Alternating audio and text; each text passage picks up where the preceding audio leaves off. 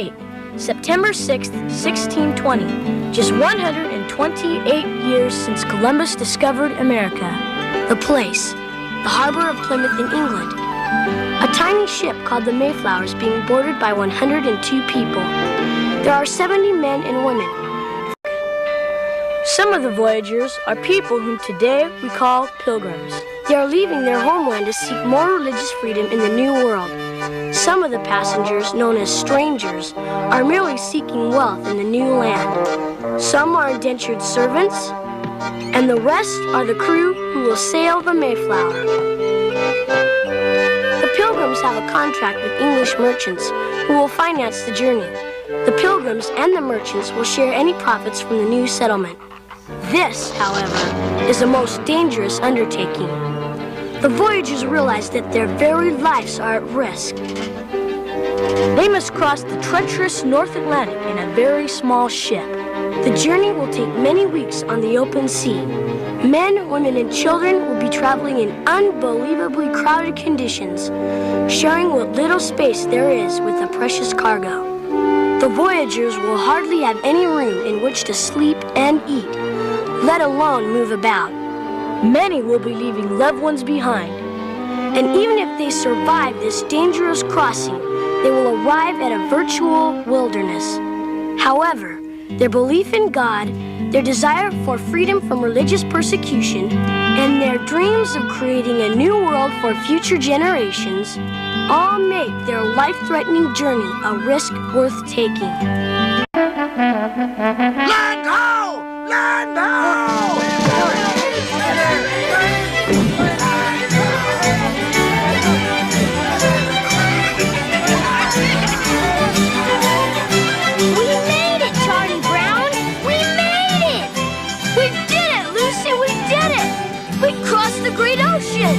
Just point me to the suggestion box. I've got a few choice words for the captain of this ship. Good grief. The Mayflower has arrived. The date, November 9th, 1620. She first sights land 65 days and 2,750 miles from Plymouth, Devon. The average speed, 2 miles per hour. 2 days later, on November 11th, at 6:30 in the morning, they make their first landing at what today we call Provincetown Harbor. Because they have no charter or rules for the wilderness that stands before them, the Pilgrims write an historic agreement, which will eventually be called the Mayflower Compact. It establishes the plans for making the laws in the future. After an unsuccessful attempt to navigate further south, the Mayflower returns to Provincetown Harbor. The first group of men prepares to leave the ship and explore their new home. All the bone-weary passengers hope and pray that the worst is behind them. Of the original 102 passengers, 101 arrive, 2 having died in the crossing and 1 baby having been born. How many of these people will survive a winter in the wilderness is still in grave doubt.